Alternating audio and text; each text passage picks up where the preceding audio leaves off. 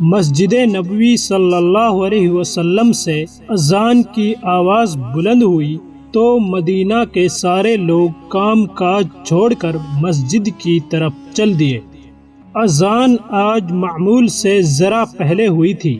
کچھ لوگوں نے یہ محسوس بھی کیا کہ ابھی نماز کے لیے کچھ وقت باقی ہے، لیکن بلاوا چونکہ مسجد سے آیا تھا اس لیے سب نے اپنے کام ادھورے چھوڑے اور اللہ تعالیٰ کے گھر میں حاضر ہو گئے۔ نبی اکرم صلی اللہ علیہ وسلم کبھی کبھار ایسا فرمایا کرتے تھے، جب کبھی صحابہ کرام رضی اللہ عنہم کو کسی خاص بات سے آگاہ کرنا ہوتا تو آپ حضرت بلال رضی اللہ عنہ کو بلاتے اور انہیں اذان کہنے کا حکم فرماتے۔ حضرت بلال رضی اللہ عنہ اذان کہتے تو صحابہ کرام رضی اللہ عنہم اپنے تمام کام چھوڑ کر مسجد میں حاضر ہو جاتے۔ آج بھی کچھ ایسا ہی معاملہ تھا۔ نبی اکرم صلی اللہ علیہ وسلم صحابہ رضی اللہ عنہم کو بڑی اہم خبر سنانا چاہتے تھے۔ لوگوں کو جمع کرنے کے لیے اذان ہوئی۔ مدینہ کے تمام مرد اور عورتیں مسجد میں جمع ہو گئے۔ اللہ کے نبی صلی اللہ علیہ وسلم مسجد میں بیٹھے ہوئے تھے اور آپ صلی اللہ علیہ وسلم کا چہرہ خوشی سے دمک رہا تھا۔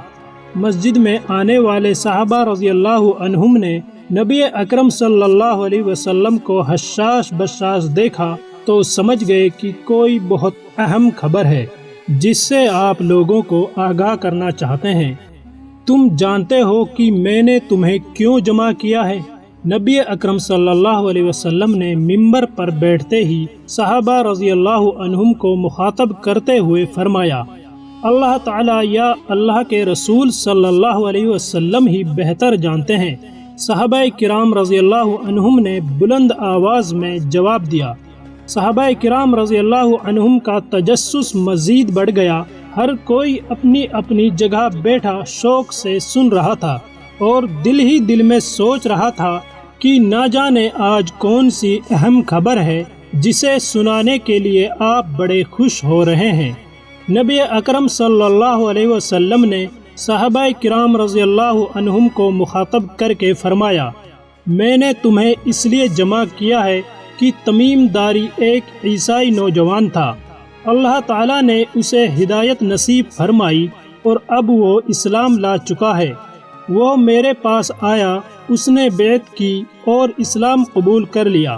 اس نے اپنی باتوں کے دوران مجھے ایک ایسی بات بتائی جو میں تمہیں بتانا چاہتا ہوں اور تمہیں اکثر اس بات سے خبردار کر چکا ہوں۔ تمیم نے مجھے بتایا کہ مجھے ایک دفعہ سمندر میں سفر کرنا پڑا۔ ہم کل 30 آدمی تھے۔ کشتی سمندر کی موجوں کے تھپیڑے کھاتی لہروں پر تیرتی چلی جا رہی تھی۔ اچانک سمندر میں طوفان آ گیا، تیز ہوا چلنے لگی اور پانی کی لہریں اچھل کر بلند ہونے لگی۔ کشتی کے مسافر پریشان ہو گئے۔ ہر کوئی اپنے اپنے خداؤں کو پکارنے لگا۔ کسی کو کچھ سمجھ نہیں آ رہا تھا کہ کیا کریں۔ سمندر سے اٹھنے والی لہریں ایک سمت کی بجائے ہر طرف سے کشتی کو اپنی لپیٹ میں لے رہی تھی۔ کشتی اپنی منزل سے ہٹ کر سمندر کی طوفانی موجوں کے رحم و کرم پر تھی۔ ایک طرف سے آنے والا پانی کا ریلا کشتی کو اپنے ساتھ بہا کر لے جاتا تو دوسری طرف اس سے بھی بڑی موج کشتی کو اپنے ساتھ کسی اور سمت لے جاتی۔ کشتی کا ملح کچھ دیر تک تو سمندر کی بے رحم موجوں کا مقابلہ کرتا رہا اور اپنی کشتی کو بھنور سے نکالنے کی ہر ممکن کوشش کرتا رہا، لیکن جب اس کی ہر تدبیر ناکام ہو گئی تو وہ بھی ایک طرف ہو کر مسافروں کے ساتھ بیٹھ گیا۔ خود ملح بھی پریشان تھا کہ ایسی بے رحم موجوں کا مقابلہ کیسے کرے۔ ڈوبتے سورج نے مسافروں کی پریشانی میں اور بھی اضافہ کر دیا۔ سورج غروب ہونے کے قریب تھا اور اس کی روشنی آہستہ آہستہ ختم ہوتی چلی جا رہی تھی۔ اپنی منزل کی خبر ہوتی تو رات ہونے کا کوئی ڈر نہ تھا، لیکن اب تو یہ خبر بھی نہ تھی کہ کشتی کس سمت جا رہی ہے اور سمندر کی لہریں کشتی کو کب تک سلامت رہنے دیں۔ رات ہوئی اور کشتی اسی طرح سمندر کی مچلتی لہروں پر ڈولتی رہی۔ کسی کو کچھ خبر نہ تھی کہ کشتی کس سمت رواں ہے اور اس کا انجام کیا ہوگا۔ رات کا اندھیرا اور پھیل گیا تو سمندر میں ہر طرف تاریکی چھا گئی۔ کشتی کے مسافر اب ایک دوسرے کو دیکھ بھی نہیں پا رہے تھے، بس ایک آواز تھی جو آدمی کے موجود ہونے کا پتہ دیتی تھی۔ یوں ہی خوف و ہراس کے عالم میں رات بیت گئی اور صبح کی کرن پھوٹتے ہی اندھیرے کی جگہ سمندر میں چاروں طرف اجالا پھیلنے لگا۔ کشتی کے رات بھر چلنے کے بعد کسی کو معلوم نہ تھا کہ مسافر کس جگہ پہنچ گئے ہیں۔ رات بھر کشتی ہچکولے کھاتی پانی کی لہروں پر تیرتی رہی اور اب صبح ہونے پر بھی سمندر کی موجیں جس طرف پانی کا بہاؤ کر دیتی، کشتی اسی طرف چلنے لگتی۔ یوں سمندر میں پھنسے ایک دن اور گزر گیا اور رات آ گئی، پھر رات کے بعد دن اور دن کے بعد رات آتی رہی اور کشتی کو سمندر میں پھنسے پورے 3 دن گزر گئے۔ 3 دن بعد سمندر میں بھولے بھٹکے مسافروں کو دور کہیں ایسا نظر آیا جیسے کچھ درخت سمندر میں کھڑے ہوں۔ مصیبت میں پھنسے ان مسافروں کے لیے وہ درخت زندگی کی نئی امید بن گئے۔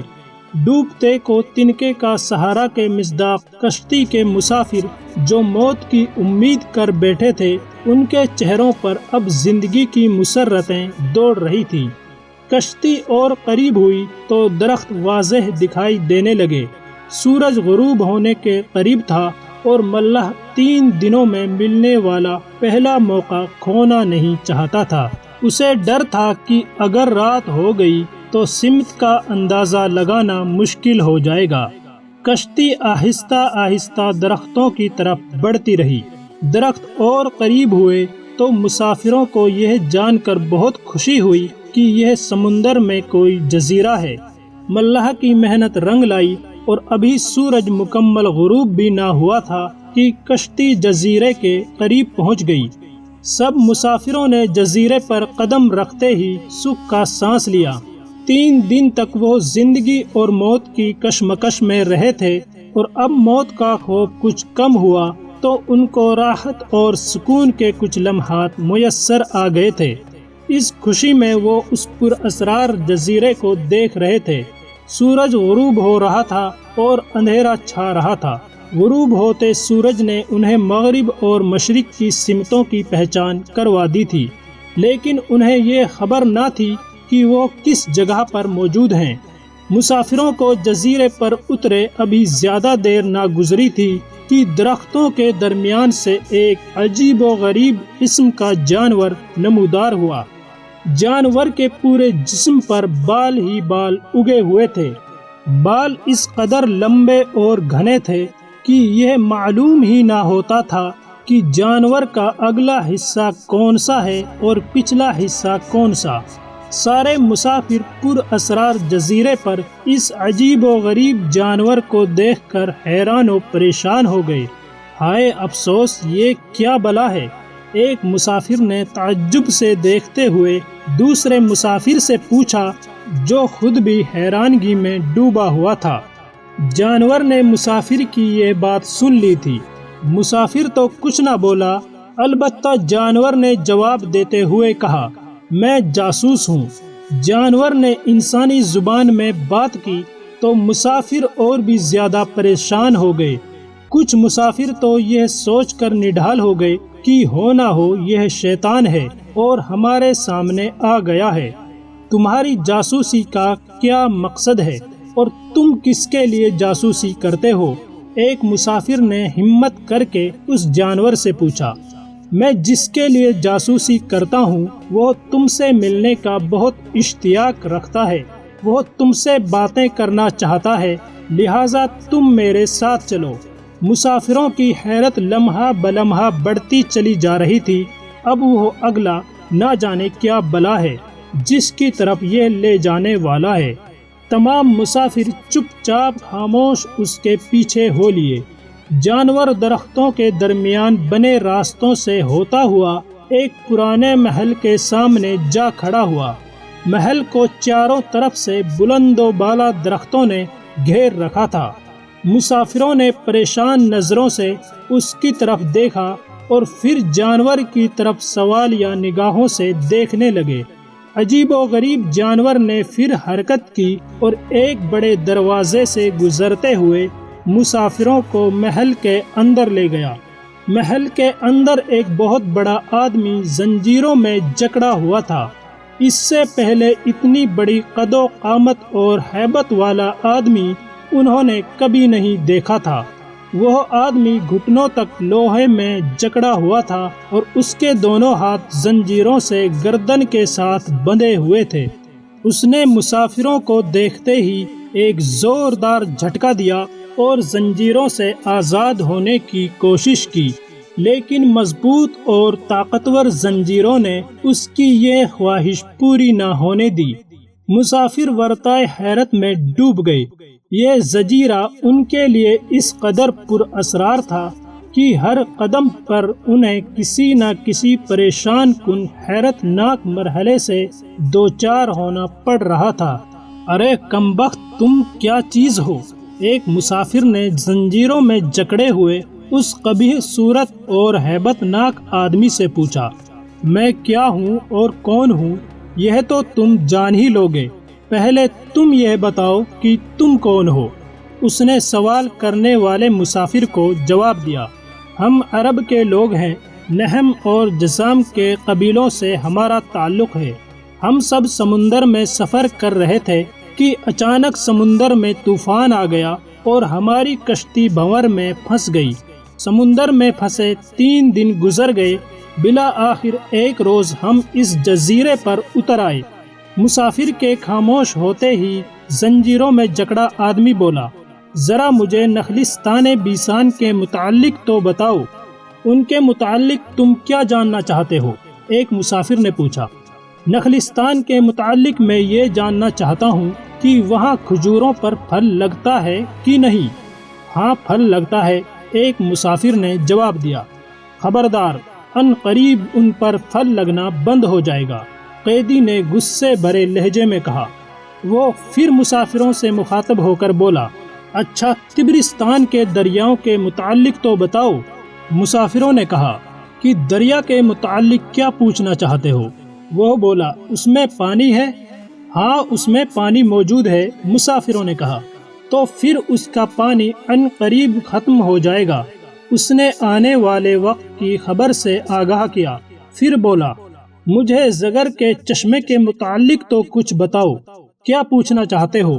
یہی کہ چشمے میں پانی ہے کہ نہیں، اور اگر پانی ہے تو پھر وہاں کے لوگ اس پانی سے کھیتی باڑی کرتے ہیں کہ نہیں؟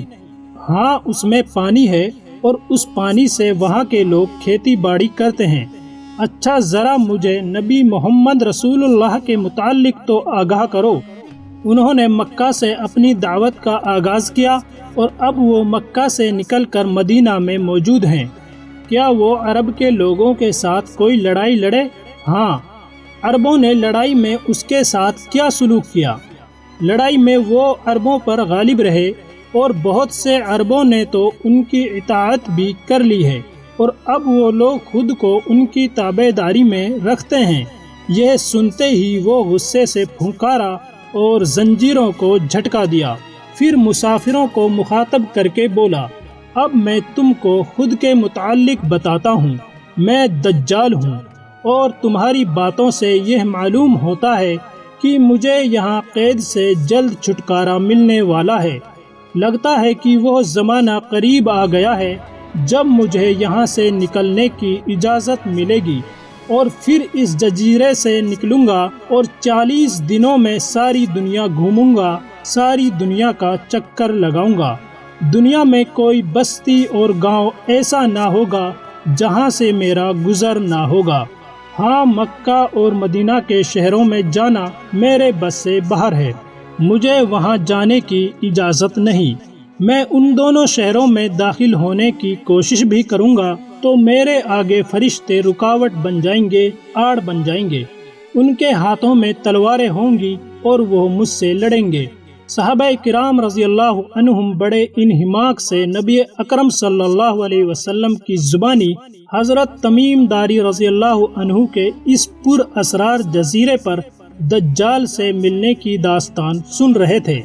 نبی اکرم صلی اللہ علیہ وسلم نے ممبر پر بیٹھے بیٹھے لاٹھی اٹھائی اور اس کو زور سے ممبر پر مارا۔ صحابہ کرام رضی اللہ عنہم اس دلچسپ داستان میں کھوئے ہوئے تھے۔